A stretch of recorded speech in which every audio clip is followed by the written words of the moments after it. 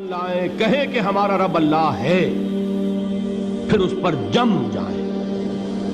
ان پر فرشتوں کا نزول ہوتا ہے، نہ کوئی غم کرو نہ خوف، خوشیاں مناؤ جنت کی جس کا تم سے وعدہ کیا گیا تھا۔ اللہ کی ربوبیت پر اطمینان جب انسان کو ہو جاتا، میرا رب اللہ ہے، ربی اللہ، انسان کے لیے نہ کوئی کھٹکا، نہ کوئی خطرہ، نہ کوئی خوف، نہ کوئی حزن۔ جو کچھ ہو رہا ہے کس کے اذن سے ہو رہا ہے؟ اللہ کے اذن سے۔ اللہ کے اذن کے بغیر پتہ تک نہیں ہلتا۔ یہ کوئی اندھا بہرا مادہ نہیں ہے جس سے مجھے کوئی خوف ہو۔ اندھا بھینسا چلا آ رہا ہو اس سے تو ڈرنے کا ہر انسان کو ڈرنا چاہیے، نہ معلوم کس کو ٹکر مار دے۔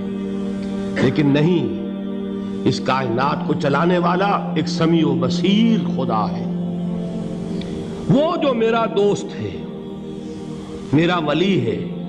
اللہ ولی الذین آمنوا یخرجہم من الظلمات الی النور۔ اللہ اہل ایمان کا ولی ہے، ساتھی ہے، پشت پناہ ہے، مددگار ہے، حمایتی ہے۔ بتائیے جسے یقین ہو جائے کہ اللہ میرا مددگار، اللہ میرا محافظ، اللہ میرا پشت پناہ، اللہ میرا حمایتی، اس کے لیے کوئی خوف ہوگا؟ اس سے کوئی ڈر ہوگا؟ میں مثال دیا کرتا ہوں ایک بہت سادہ، پنجاب کے دیہات کی۔ وہ بڑا چودھری ہے اور کوئی غریب کسان ہے۔ اس غریب کسان کے جانوروں کو ہر وقت اندیشہ ہوگا چوری کا، کوئی میری بھینس کھول کر نہ لے جائے، کوئی میرا بیل کھول کر نہ لے جائے۔ لیکن جس کے بارے میں یہ سب کو معلوم ہو کہ وہ جو بڑا چودھری ہے وہ اس کا دوست ہے، اس کی بچیا کو کوئی خوف ہوگا؟ اس کی بھینس پر کوئی ہاتھ ڈالے گا؟ اسے کوئی اندیشہ ہوگا؟ نہیں۔ کیوں؟ کہ وہ بڑا چودھری، بڑا اس کا یہاں کا سردار، جاگیردار، سب کو معلوم ہے وہ میرا دوست ہے، کوئی میرے خلاف اقدام نہیں کر سکتا۔ اس دنیا میں یہ چھوٹی سی بات اگر آپ کے دلی اطمینان اور سکون کا باعث بن سکتی ہے تو ذرا تصور کیجئے۔ میں لفظ تصور استعمال کروں گا صرف اس لیے کہ اس کا ہم جس کو کہتے ہیں ادراک اور شعور کر نہیں سکتے، اگر کے ساتھ کر سکتے۔ اگر یقین ہو کہ اللہ میرا مددگار اور یقین ہو کہ اللہ ہر آن میرے ساتھ ہے، پھر کوئی خوف؟ کس کا خوف؟ کوئی شے اللہ سے بالاتر ہے؟ کوئی قوت اس سے زیادہ طاقتور ہے؟ کوئی اس کے ارادے کو بدلنے والا ہے؟ کوئی اس کی مشیت کے آڑے آنے والا ہے؟ یہی بات ہے جو حضور نے فرمائی۔ یہ ایمان کا حاصل ہے لب لباب، کہ دیکھو اچھی طرح اس بات کو ذہن نشین کر لو، اگر تمام انسان مل کر تمہیں کوئی نقصان پہنچانا چاہے نہیں پہنچا سکتے، مگر جو کچھ اللہ نے لکھ دیا ہو، اور تمام انسان مل کر تمہیں کوئی نفع پہنچانا چاہے نہیں پہنچا سکتے، مگر وہ شے جو اللہ نے طے کر دی۔ آپ پھر میں کہوں گا ذرا طاری کیجئے، اسے فرض کیجئے، اسے سوچئے۔ اگر اس حدیث پر ہمارا دل ٹھکا ہوا ہو تو کسی سے ڈر ہوگا؟ یہ مجھے نقصان نہ پہنچا دے، یہ میری رپورٹ خراب نہ کر دے، یہ میری انکریمنٹ نہ رکوا دے، یہ میرا یہ نہ بگاڑ دے، یہ میرے یہ نقصان نہ پہنچا دے۔ اس کا ڈر، اس کا ڈر، اس کا خوف، اس کی خوشامد، اس کے لیے جا کر طرح طرح سے اپنی عزت نفس کو ذلیل کروانا اس کے سامنے، یہ سب کچھ کیوں کرتا ہے انسان؟ جب سمجھتا ہے کہ اس کے ہاتھ میں میرا کوئی نفع ہے، اس کے ہاتھ میں میرے لیے کوئی ضرر ہے، یہ مجھے کوئی غضب پہنچا سکتا ہے، یہ مجھے کوئی نقصان پہنچا سکتا ہے، یہ میرا کوئی کام بنا سکتا ہے، یہ میری کوئی ضرورت پوری کر سکتا ہے، اسی کا نام شرک ہے۔ جہاں آپ نے یہ سمجھا کہ غیر اللہ کے اندر کوئی طاقت موجود ہے، وہی شرک ہے۔ بتوں سے تجھ کو امیدیں، خدا سے نو امیدی، مجھے بتا تو صحیح اور کافری کیا ہے؟ شرک تو یہ ہے جس پر بھی تمہیں یہ خیال ہے، کلمہ ہے یہ کلمہ سوم، لا حول ولا قوت الا باللہ، ذرا اس پر دل کو کبھی اگر آپ تصور کریں، پھر فرض کریں، دل ٹھک جائے اس پر، کوئی طاقت نہیں۔ یہی بات تھی جو شیخ عبد القادر جیلانی رحمۃ اللہ علیہ نے اپنی وصیت میں اپنے بچے سے کہی. 11ویں دینے والے ہیں، لیکن حضرت شیخ عبد القادر جیلانی کی وصیت اور تعلیمات کو کتنے لوگ ہیں تم جانتے ہو؟ یہ جن مقامات تک پہنچے ہیں وہ کس چیز کی بدولت پہنچے ہیں؟ انہوں نے جو پیغام دیا وہ کیا تھا؟ اے میرے بچے، جس طریقے سے قرآن مجید میں حضرت لقمان کی نصیحتیں جو ہے نقل کر دی گئی ہیں، میں یہ عرض کروں گا بالفرض اگر قرآن حضرت عبد القادر جیلانی کے بعد نازل ہوا ہوتا تو شیخ عبد القادر کی یہ نصیحتیں بھی قرآن میں درج ہوتی.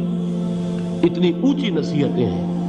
اے میرے بچے، اس حقیقت کو ذہن نشین کر لے، لا فاعل فی الحقیقت ولا مؤثر الا اللہ. اس کائنات میں نہ کوئی فاعل حقیقی ہے نہ مؤثر حقیقی ہے سوائے اللہ کے. کسی شے میں کوئی تاثیر نہیں اگر اللہ نہ چاہے. آگ جلا نہیں سکتی اگر اللہ نہ چاہے. پانی ڈبو نہیں سکتا اگر اللہ نہ چاہے. زہر ہلاک نہیں کر سکتا اگر اللہ نہ چاہے. کوئی چیز فائدہ نہیں پہنچا سکتی اگر اللہ نہ چاہے. تو در در پہ کیوں سر جھکاتے ہو؟ در در پر کیوں جبیں سائی کرتے ہو؟ سب کے سامنے کیوں ہاتھ پھیلاتے ہو؟ ایک اللہ سے مانگو. ایک اللہ کے سامنے زمین پر اپنی جبین رکھو. لا فاعل فی الحقیقت ولا مؤثر الا اللہ. نظر آتا ہے ہمیں کہ پانی پیاس بجھا دیتا ہے. پیاس بجھانے کی صلاحیت پانی میں نہیں ہے، اللہ کے اذن سے. کھانا بھوک مٹا دیتا ہے. بھوک مٹانے کی صلاحیت کھانے میں نہیں ہے، اذن رب میں. دیکھیے یہی یقین تھا. حضرت موسیٰ علیہ السلام کا واقعہ یاد کیجئے. سامنے سمندر آ گیا ہے. قوم دیکھتی ہے پیچھے کہ گرد و غبار کا طوفان ہے. معلوم ہوا کہ فرعون اپنے لشکر سمیت آ گیا ہے. لشکر جب چلتا تھا تیز رفتاری کے ساتھ تو گرد و غبار کا جو طوفان اٹھتا تھا اس کا تصور کیجئے. اور لمحہ بلمحہ وہ قریب آ رہا ہے. پوری قوم نے کیا کہا؟ اے موسیٰ انا لمدرکون. اے موسیٰ ہم کو پکڑے گئے. قرآن مجید نے تو یہاں وہ باتیں نہیں لکھی ہے، لیکن تورات میں یہ درج ہے کہ بنی اسرائیل جھگڑنے لگے، دست و گریبان ہو گئے موسیٰ کے ساتھ. موسیٰ ہمیں یہاں مروایا لا کر، اس سے تو ہم ہی بہتر تھے. وہاں کھانے کو ملتا تھا، زندگی تو تھی، بیگار ہم کر رہے تھے، موت تو نہیں تھی. اب جو کچھ ہوگا اس کا تصور کرو، جس طریقے سے ہمارے ٹکڑے اڑائے جائیں گے.